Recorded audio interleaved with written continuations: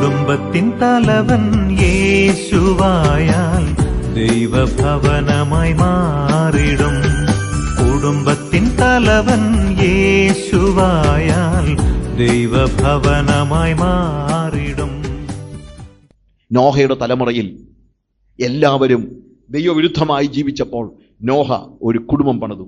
എന്നാൽ അവൻ സ്വാർത്ഥനല്ലായിരുന്നു. കുടുംബത്തിന് വേണ്ടി ഒരു പെട്ടകം പണിയാനാണ് ദൈവം പറഞ്ഞതെങ്കിലും 2 പത്രോസിന്റെ ലേഖനം നമ്മൾ വായിക്കുമ്പോൾ അതിന്റെ 2-ാം അധ്യായം അതിന്റെ 5-ാമത്തെ വാക്യത്തിൽ പുരാതന ലോകത്തെ ആദരിക്കാതെ ഭക്തികെട്ടോടെ ലോകത്ത് ജലപ്രളയം വരുത്തിയപ്പോൾ നീതിപ്രസംഗിയായ നോഹയെ 7 പേരോടുകൂടെ പാലിക്കുകയും ഹി വാസ് പ്രീച്ചിങ്.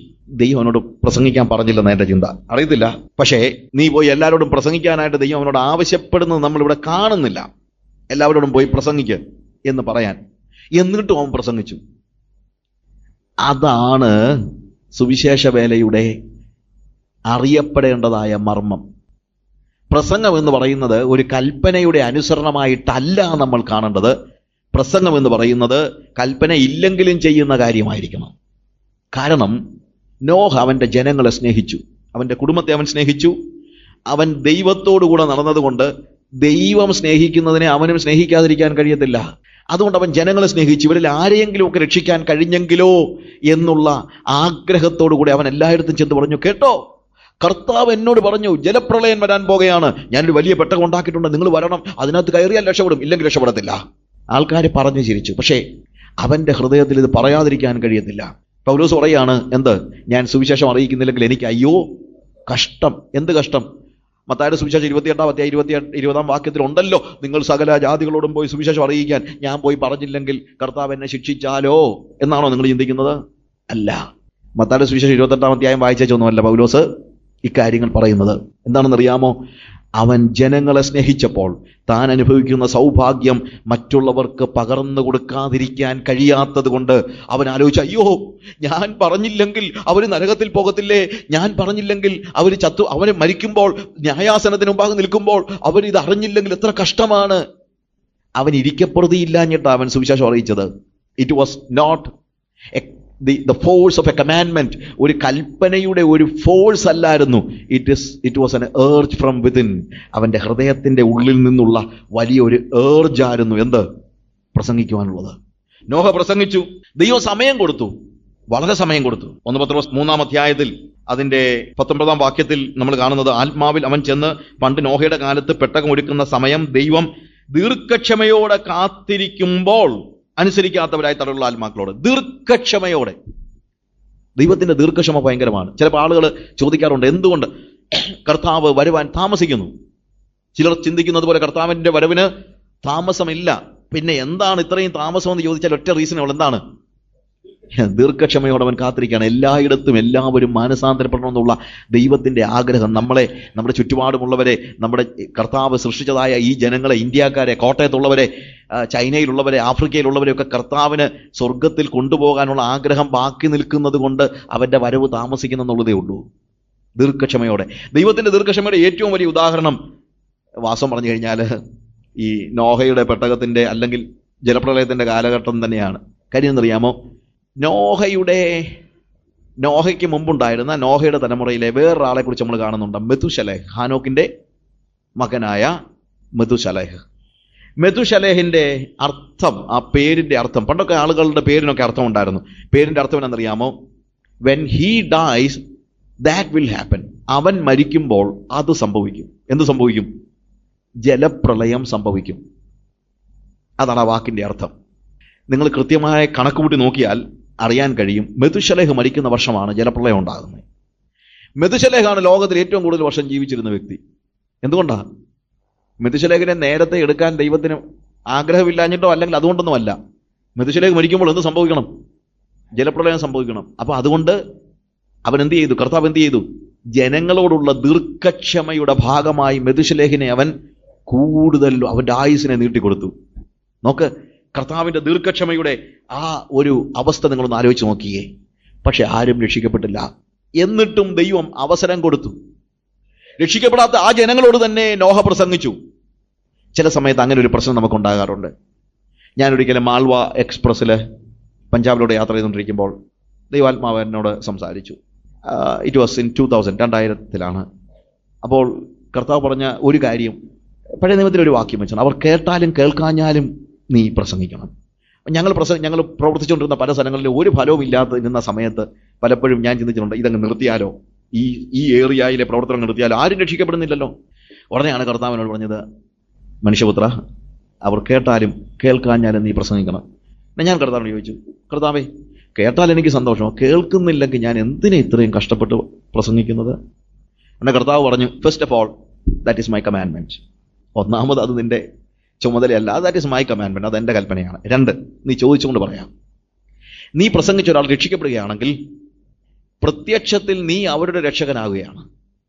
യേശുവാണ് രക്ഷിക്കുന്നതെങ്കിലും നിന്നിലൂടെയാണ് അവർ യേശുവിനെ കണ്ടുമുട്ടി രക്ഷിക്കപ്പെടുന്നത്. അതുകൊണ്ട് നീ അവരുടെ സേവിയർ ആവുകയാണ്. നീ പ്രസംഗിക്കുന്നവർ കേട്ടില്ലെങ്കിലോ, എന്നാലും പ്രസംഗിക്കണ കാര്യം, കുറ്റപത്രം വായിച്ചു കേൾപ്പിക്കാതെ എനിക്ക് ആരെയും ശിക്ഷിക്കാൻ കഴിയത്തില്ല. അതുകൊണ്ട് അവർ കേട്ടില്ലെങ്കിൽ നിന്റെ പ്രസംഗം അവരുടെ കുറ്റപത്രമായി തീരുകയാണ്. അങ്ങനെ നീ അവരുടെ ജഡ്ജായി മാറുകയാണ്. ഞാൻ പിന്നീടാണ് ഹീബ്രൂസിൽ നിന്ന് ആ വാക്യം വായിക്കുന്നത്. അങ്ങനെ അവൻ നോഹ എന്ത് ചെയ്തു? അവൻ്റെ തലമുറയെ ന്യായം വിധിച്ചു എന്ന് പറയുന്ന വാക്ക്. അന്ന് ഞാനത് ശ്രദ്ധിച്ചിട്ടില്ല. പിന്നീട് ഞാൻ വായിച്ചപ്പോൾ എനിക്ക് മനസ്സിലായ ഒരു കാര്യമാണ്. ഒരു ജഡ്ജ് എന്താ ചെയ്യുന്നത്? അവൻ സ്റ്റേറ്റിനെ റെപ്രസെന്റ് ചെയ്യുകയാണ്. അവൻ രാഷ്ട്രത്തെ പ്രതിനിധീകരിക്കുകയാണ്. ഇല്ലേ? ഒരു കുറ്റവാളിയെ അവൻ രക്ഷിച്ചാലും അവൻ രാഷ്ട്രത്തെ പ്രതിനിധാനം ചെയ്യുകയാണ്. ഇനി ശിക്ഷിച്ചാലും അവൻ എന്ത് ചെയ്യാണ്? രാഷ്ട്രത്തെ പ്രതിനിധാനം ചെയ്യുകയാണ്. അതുപോലെ ഞാൻ പ്രസംഗിക്കുമ്പോൾ ഒരാൾ രക്ഷിക്കപ്പെട്ടാലും രക്ഷിക്കപ്പെട്ടില്ലെങ്കിലും ഞാൻ ദൈവത്തെ പ്രതിനിധീകരിച്ചാണ് ആ കാര്യം ചെയ്യുന്നത്.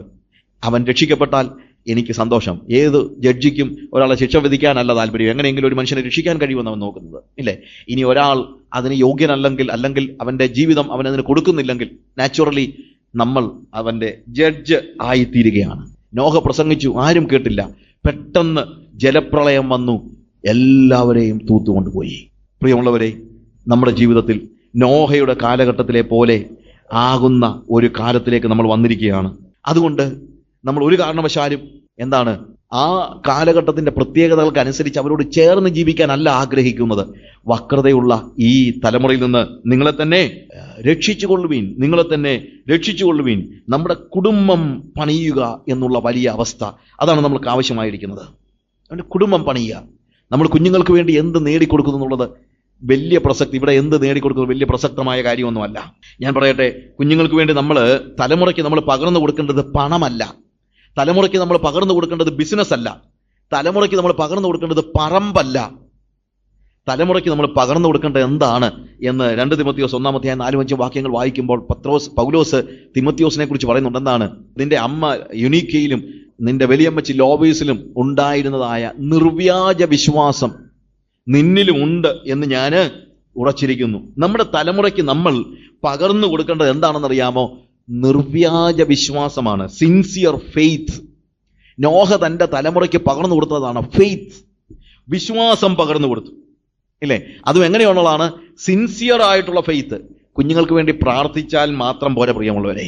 ഞാൻ പറയട്ടെ, കുഞ്ഞുങ്ങൾക്ക് ഫെയ്ത്ത് പകർന്നു കൊടുക്കണം. അത് പറഞ്ഞു കൊടുക്കാൻ പറ്റാത്ത കാര്യമാണ്, ഇമ്പാർട്ട് ചെയ്യണം. കുടുംബം പണിയാൻ ദൈവം ആഗ്രഹിക്കുന്നു. കാര്യം വലിയ ജലപ്രളയം വരുന്നു. അതിനു മുമ്പ് നമ്മുടെ കുഞ്ഞുങ്ങളെ പെട്ടകത്തിലാക്കണം, അവർക്ക് ഫെയ്ത്ത് പകർന്നു കൊടുക്കണം. ഈ കാലയളവിൽ നമ്മൾ കുഞ്ഞുങ്ങൾക്ക് വിശ്വാസം പകർന്നു കൊടുക്കുന്നില്ല. അപ്പനെ അവന് വിശ്വാസമില്ലല്ലോ. എൻ്റെ അപ്പൻ ദൈവം പറയുന്നത് കേൾക്കുന്നവനാണെന്നുള്ള ബോധ്യം ഉണ്ടാകത്തക്ക നിലയിലുള്ള ഒരു ജീവിതം ഞാൻ ജീവിക്കുമ്പോഴാണ് എൻ്റെ കുഞ്ഞുങ്ങൾക്ക് ഞാൻ ഫെയ്ത്ത് പകർന്നു കൊടുക്കുന്നത്. തിരുവല്ല മാർത്തോമാ കോളേജിലെ ഒരു അനുഭവത്തെക്കുറിച്ച് ഒരു 10-15 വർഷം മുമ്പ് ഒരു കലാകൗമുദി വന്ന ഒരു ആർട്ടിക്കിൾ ഞാൻ വായിച്ച കൂട്ടത്തിൽ ഒരു ചെറുക്കൻ ഒരു കുരിശുമാലയും കൊണ്ട് വന്നു. എന്നിട്ട് ഒരു ദിവസം ഉരച്ചു നോക്കുക. എന്നെ ചോദിച്ചു, എന്താടാ നീ കുരിശുമാല ഉരച്ചു നോക്കുന്നത്? എന്നെ അവൻ പറഞ്ഞു, അതെ അപ്പൻ തന്നതാ, പുള്ളി കോൺട്രാക്ടർ അല്ലേ, എല്ലാം മായം ചേർത്തേ പുള്ളി ഇതുവരെ പണിതിട്ടുള്ളൂ, ഇതിനകത്ത് മായം ചേർന്നാണോ എന്ന് ഉരച്ചു നോക്കുകയാണെന്ന്. സ്വന്തം അപ്പൻ കൊടുത്ത കുരിശുമാല ഉരച്ചു നോക്കി ഞാൻ പറയുക, ചിലപ്പോൾ അപ്പൻ ഇതുവരെ അങ്ങേർക്ക് എന്തേ അറിയത്തുള്ളൂ, പാലം പണിയണമെങ്കിലും മായം ചേർത്തേ, സിമെന്റിനകത്ത് മായം ചേർത്തേ പണിതിട്ടുള്ളൂ. ആ അപ്പൻ്റെ മകനില് അവൻ എന്ത് ചെയ്യാൻ പറ്റത്തില്ല? ഫെയ്ത്ത് പകർന്നു കൊടുക്കാനായിട്ട് കഴിയത്തില്ല. ഇന്ന് ദൈവം നമ്മിൽ നിന്ന് ആഗ്രഹിക്കുന്നതാണ്, we have to impart faith. നമ്മുടെ കുടുംബം എന്ന് പറയുന്ന ഒരു ചർച്ചാണ്. വേദോസം പഠിപ്പിക്കുന്നതാണ്. പിതാവ് അതിലെ പാസ്റ്റർ അല്ലെങ്കിൽ പ്രീസ്റ്റ് ആണ്. പാസ്റ്റർ എന്നുള്ള കുടുംബത്തിൽ നാളെ പോയി വീട്ടിൽ സഭ തുടങ്ങാനല്ലേ പറഞ്ഞത്. Every house, every home should be A church.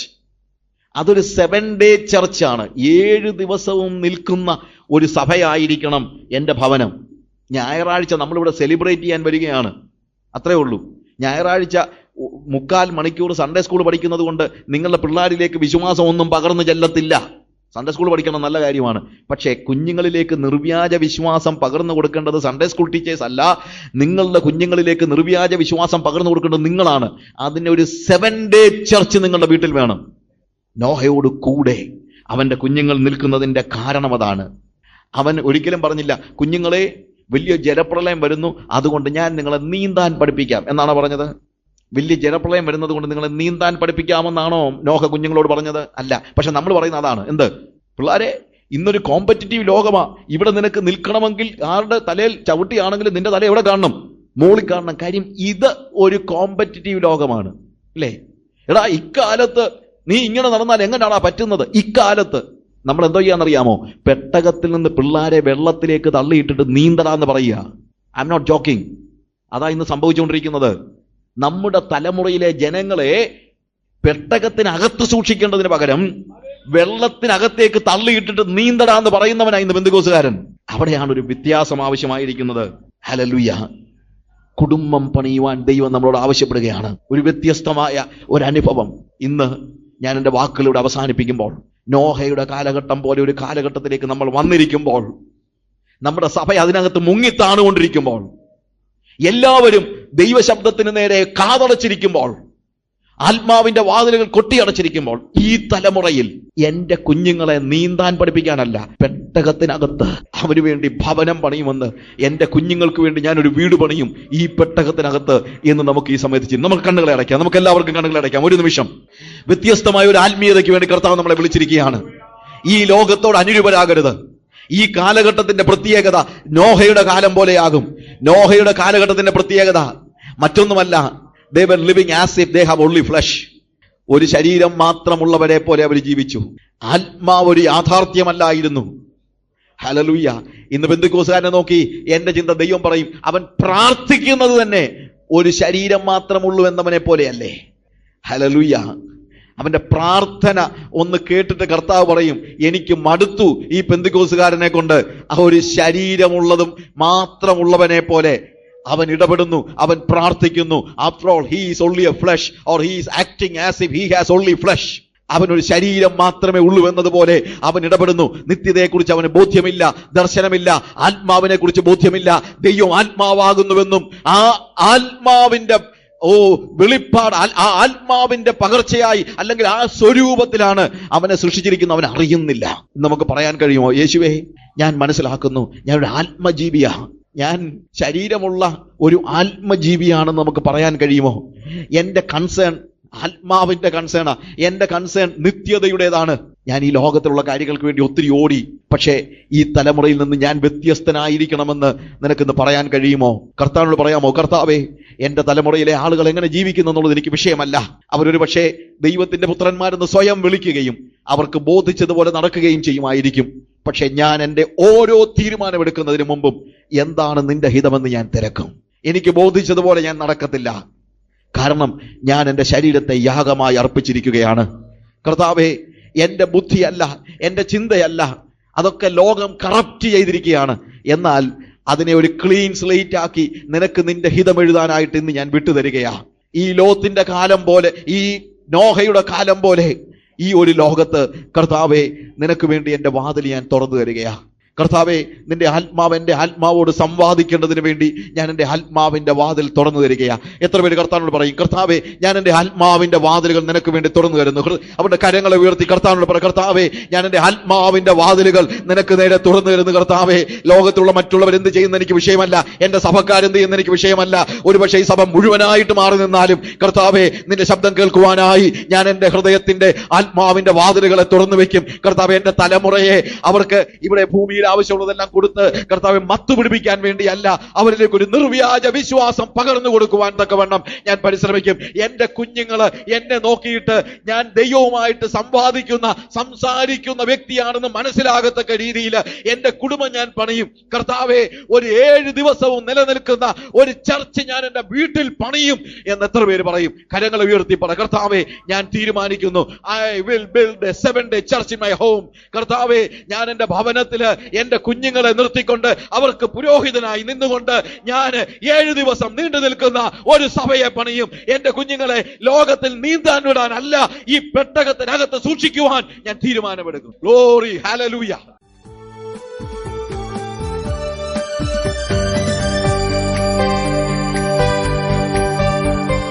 കുടുംബത്തിൻ തലവൻ യേശുവായാൽ ദൈവഭവനമായി മാറിടും. കുടുംബത്തിൻ തലവൻ യേശുവായാൽ ദൈവഭവനമായി മാറിടും. വീട്ടിൻ വിളക്കായി യേശു വന്നാൽ ഭവനം പ്രഭയാൽ പൂരിതം. വീട്ടിൻ വിളക്കായി യേശു വന്നാൽ ഭവനം പ്രഭയാൽ പൂരിതം. കുടുംബത്തിൻ തലവൻ യേശുവായാൽ ദൈവഭവനമായി മാറിടും.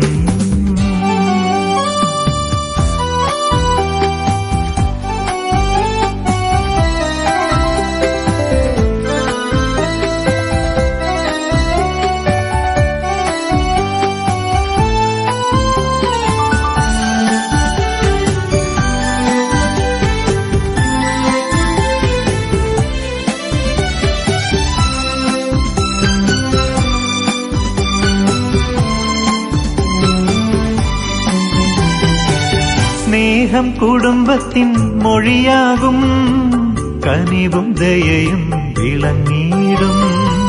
സ്നേഹം കുടുംബത്തിൻ മൊഴിയാകും, കനിവും ദയയും വിളങ്ങിടും. ജീവിതം സുഗമമായി പോയിടും, ജീവിതം സുഗമമായി പോയിടും. അതിൽ യേശുദേവൻ ഇനി തുണയാകും, യേശുദേവൻ ഇനി തുണയാകും. കുടുംബത്തിൻ തലവൻ യേശുവായാൽ ദൈവഭവനമായി മാറിടും. കുടുംബത്തിൻ തലവൻ യേശുവായാൽ ദൈവഭവനമായി മാറിടും.